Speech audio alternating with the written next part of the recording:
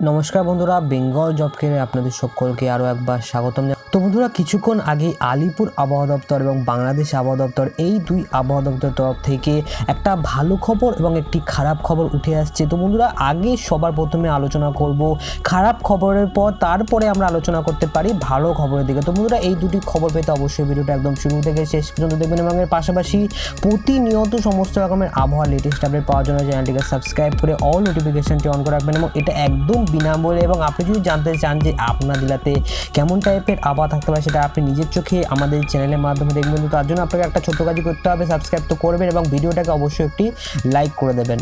তো বন্ধুরা, খারাপ খবরের কথা যদি আমরা সবার আগে আলোচনা করি, তাহলে কিন্তু পশ্চিমবঙ্গের বেশ কিছু এমন জেলা রয়েছে যেখানে একটা তাপপ্রবাহ হতে পারে। অর্থাৎ আপনারা বুঝতে পারছেন, তাপপ্রবাহ যদি যেই জেলাতে হবে সেই জেলাতে তাপমাত্রা ভয়ঙ্করভাবে বেড়ে যাবে অন্যান্য জেলার তুলনায়। এবং বলা হচ্ছে যে প্রায় 40 থেকে 41 ডিগ্রি তাপমাত্রার মধ্যেই বলা যেতে পারে যে তাপপ্রবাহ চলবে। বাংলাদেশের ক্ষেত্রে একটুখানি তাপপ্রবাহ চলবে, তবে সেটা তুলনামূলকভাবে এই যে তাপমাত্রা সেটা অনেকটা কম রয়েছে। অর্থাৎ 38 থেকে 39 ডিগ্রি তাপমাত্রার মধ্যে একটা তাপপ্রবাহ বাংলাদেশের ক্ষেত্রেও চলবে। কোন কোন জেলাতে তাপপ্রবাহ চলতে পারে সেটা আপনাদেরকে একদম অন স্ক্রিন লাইভ আপডেটের মাধ্যমে দেখাবো। তবে তার আগে আমরা অফিসিয়াল রিপোর্টে দেখে নেবো কোন কোন জেলা রয়েছে। তো বন্ধুরা, অন স্ক্রিনে দেখতে পাচ্ছেন আমরা কিন্তু সরাসরি আলিপুর আবহাওয়া দপ্তরের তরফ থেকে পাওয়া লেটেস্ট রিপোর্টটা পেয়ে গেছে এবং লেটেস্ট রিপোর্টে কিন্তু জানিয়ে দিয়েছে যে আলিপুর আবহাওয়া দপ্তরের তরফ থেকে তাপপ্রবাহ কোন কোন জেলাতে হতে পারে। যদি আমরা একটুখানি নিচের দিকে আসি, তাহলে কিন্তু যেটা দেখাচ্ছে যে 31 তারিখ থেকে 1 এপ্রিলের মধ্যে কোন কোন জেলাতে তাপপ্রবাহ চলতে পারে সেটা নিচের দিকে বলে দিচ্ছে। তো আমরা যদি নিচের দিকে আসি, তাহলে কিন্তু দেখা যাচ্ছে যে পশ্চিম মেদিনীপুর জেলাতে একটা তাপপ্রবাহ চলতে পারে, দেখতে পাচ্ছেন বন্ধুরা। এবং এর সাথে 30 থেকে 40 কিলোমিটার প্রতি ঘন্টার বেগে কিন্তু একটা ঝোড়ো হাওয়া বইতে পারে, দেখতে পাচ্ছেন। এখানটা হিট ওয়েভ বলে দিচ্ছে। হিট ওয়েভ মানেই কিন্তু এটা তাপপ্রবাহের কথা বলছে এবং তাপপ্রবাহ এটা পশ্চিম মেদিনীপুরের ক্ষেত্রে তো হবে এবং এর সাথে সাথে পুরুলিয়ার ক্ষেত্রেও তাপপ্রবাহ চলবে, দেখতে পাচ্ছেন বন্ধুরা। পুরুলিয়ার ক্ষেত্রেও হিট ওয়েভের কথা জানিয়ে দিচ্ছে আলিপুর আবহাওয়া দপ্তর। এছাড়াও ঝাড়গ্রামের ক্ষেত্রেও একটা ভয়ঙ্করভাবে তাপপ্রবাহ পশ্চিমবঙ্গের এই জেলার ক্ষেত্রে চলবে। অপরদিকে বাঁকুড়ার ক্ষেত্রেও তাপপ্রবাহ চলতে পারে, দেখতে পাচ্ছেন বন্ধুরা। পরপর আপনাদেরকে বলছি কোন কোন জেলাতে তাপপ্রবাহ চলতে পারে এবং এটা 1 এপ্রিলের মধ্যে জানাচ্ছে তাপপ্রবাহ হবে। এবং এর সাথে সাথে পশ্চিম বর্ধমানের ক্ষেত্রে আমরা দেখতে পাচ্ছি একটা হিট ওয়েভ রয়েছে। এছাড়া আমরা যদি নিচের দিকে আসি, তাহলে কিন্তু আর কোনো জেলা আপাততভাবে নেই এবং কিন্তু বাদবাকি যে জেলাগুলো রয়েছে সেখানে কিন্তু 30 থেকে 40 কিলোমিটার বেগে একটা ঝোড়ো হাওয়া বইতে পারে, তবে খুব বেশি ভয়ঙ্কর ঝড় আসবে না। একটা খারাপ খবর যে তাপপ্রবাহ চলতে পারে এবং তাপপ্রবাহটা কিন্তু বরাবরের মতনই অব্যাহত থাকতে পারে। হলুদ সতর্কতা সেই কারণে জানিয়ে দিয়েছে। অপরদিকে বন্ধুরা, উত্তরবঙ্গের ক্ষেত্রে কোনো তাপপ্রবাহ না চললেও পশ্চিমবঙ্গের ক্ষেত্রে দক্ষিণবঙ্গে চলবে। এছাড়াও পাশাপাশি বাংলাদেশের ক্ষেত্রেও চলবে এবং বাংলাদেশে যে যে এলাকাগুলো তাপপ্রবাহের আন্ডারে পড়বে সেগুলো কিন্তু গোপালগঞ্জ রয়েছে, দেখতে পাচ্ছেন, রাজশাহী রয়েছে, পাবনা অঞ্চল সহ খুলনা বিভাগের ওপর দিয়ে মৃদু একটা তাপপ্রবাহ বয়ে যাচ্ছে এবং সেটা কিন্তু অব্যাহত থাকতে পারে পরবর্তী দিনগুলোর ক্ষেত্রে। এবং তাপমাত্রার এখানে সেকশনে গিয়ে বলে দিচ্ছে যে সারা দেশে দিনের তাপমাত্রা সামান্য বৃদ্ধি পেতে পারে এবং দেশের পশ্চিমাঞ্চলে রাতের তাপমাত্রা সামান্য হ্রাস পেতে পারে, এটা কিন্তু পুরোপুরিভাবে জানিয়ে দিচ্ছে। যদি আমরা একটু নিচের দিকে আসি, তাহলে কিন্তু আমরা দেখতে পারবো যে কোন কোন জেলাতে কতখানি তাপমাত্রা বাড়তে পারে, দেখতে পাচ্ছেন। ম্যাক্সিমাম তাপমাত্রা কিন্তু প্রায় 37 ডিগ্রিতে পৌঁছে যাবে, দেখতে পাচ্ছেন বন্ধুরা। খুলনা বিভাগে যশোর যে সেকশনটা রয়েছে সেখানে কিন্তু ম্যাক্সিমাম গোটা দেশের মধ্যে 37 ডিগ্রি তাপমাত্রা পৌঁছে যাবে এবং যেটা বোঝা যাচ্ছে যে তাপমাত্রা কিন্তু বলা যেতে পারে যে এই খুলনা বিভাগে সব থেকে বেশি থাকবে, দেখতে পাচ্ছেন বন্ধুরা। ভয়ঙ্করভাবে 37 ডিগ্রি তাপমাত্রাতে পৌঁছে গিয়েছে।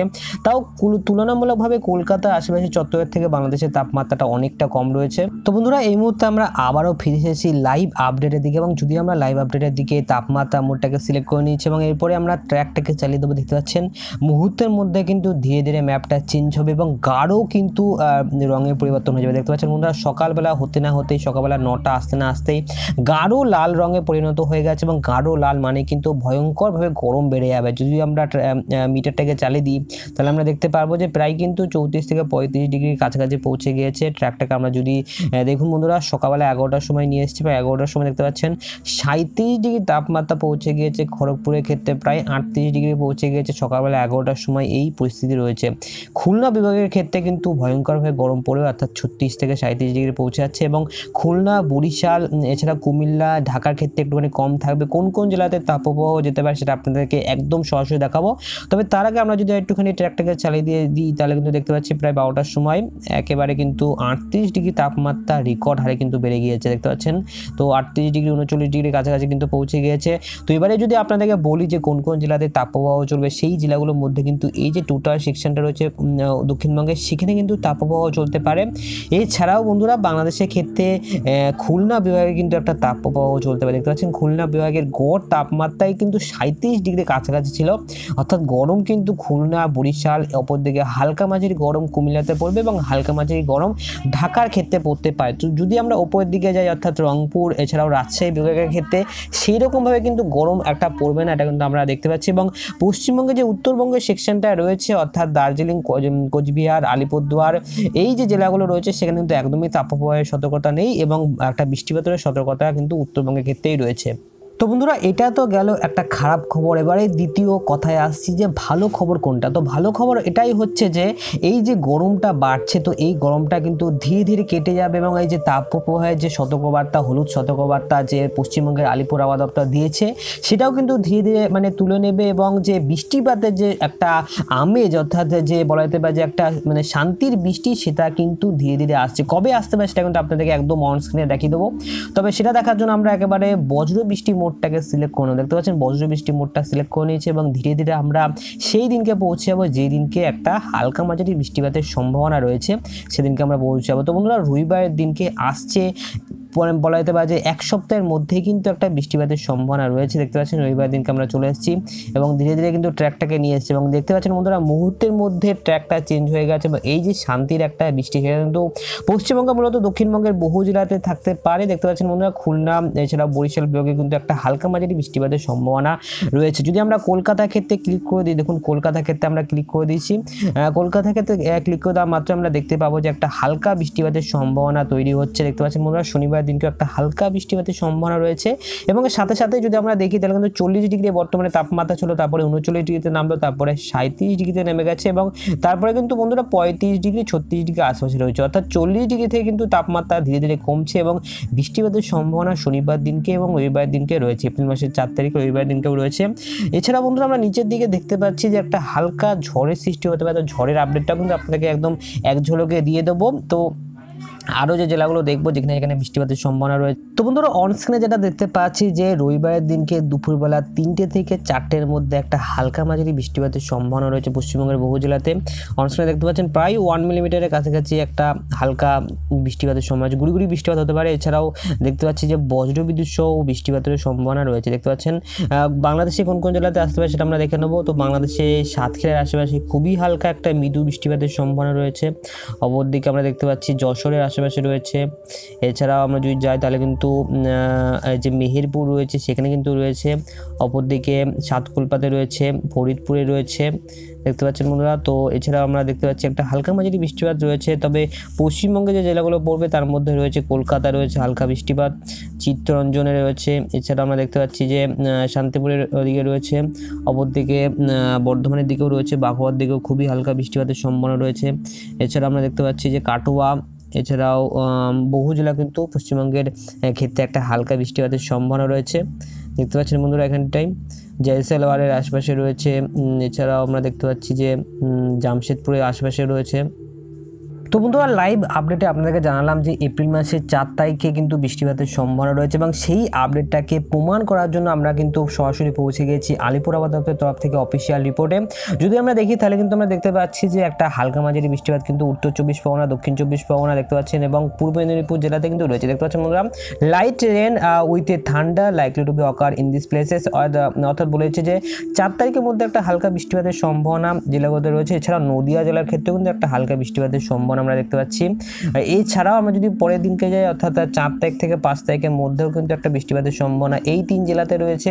সেই একই জেলা রয়েছে উত্তর 24 পরগনা, দক্ষিণ 24 পরগনা এবং পূর্ব মেদিনীপুর, এই 3টে জেলা রয়েছে।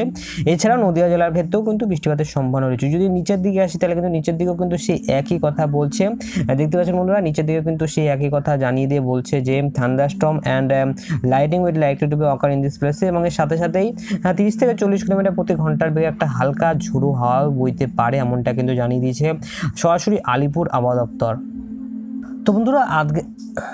তো তো বন্ধুরা আগের দিনকে ভিডিওতে একজন কমেন্ট করেছিল, তো মুর্শিদাবাদ জেলা থেকে একটা কমেন্ট এসেছিল, তো আমরা দেখে নেব মুর্শিদাবাদ জেলাতে কেমন টাইপের আবার পরিস্থিতি হতে পারে। দেখতে পাচ্ছেন বন্ধুরা এই মুহূর্তে কিন্তু মুর্শিদাবাদ জেলার ক্ষেত্রে তাপমাত্রা প্রায় কনস্ট্যান্ট থাকবে, অর্থাৎ তাপপ্রবাহ কিন্তু মুর্শিদাবাদ জেলার ক্ষেত্রেও একটা হালকা মাঝারি চলবে। তবে রবিবারের দিনকে 4 তারিখের দিন কিন্তু একটা হালকা বৃষ্টিপাতের সম্ভাবনা রয়েছে। দেখতে পাচ্ছেন বন্ধুরা একটা হালকা বৃষ্টিপাত রবিবার দিনকে হতে পারে, তবে বৃষ্টিপাত হয়ে যাওয়ার ফলে কিন্তু তাপমাত্রা একটুখানি কমতে দেখা যাচ্ছে। দেখতে পাচ্ছেন ধীরে ধীরে কিন্তু তাপমাত্রা কমছে এবং কনস্ট্যান্ট বলা যেতে পারে যে 36 থেকে 37 ডিগ্রির মধ্যে তাপমাত্রা থাকতে পারে। দেখতে পাচ্ছেন এবং এর সাথে সাথে একটা হালকা মাঝারি বজ্রবিদ্যুৎ সহ বৃষ্টিপাত বলা যেতে পারে যে বুধবারের দিনকে হতে পারে, বৃহস্পতিবার হতে পারে এবং শুক্রবার দিনকেও হতে পারে।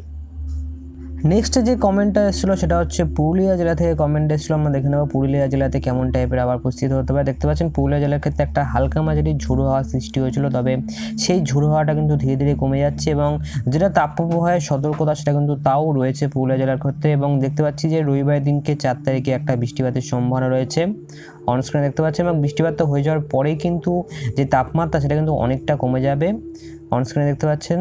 তাও কিন্তু একটা হালকা মাঝারি ঝোড়ো হওয়ার পরিস্থিতি আমরা বুধবার দিনকে দেখতে পাচ্ছি। একটা হালকা বৃষ্টিপাতের সম্ভাবনা পুরুলিয়া জেলার ক্ষেত্রেও রয়েছে।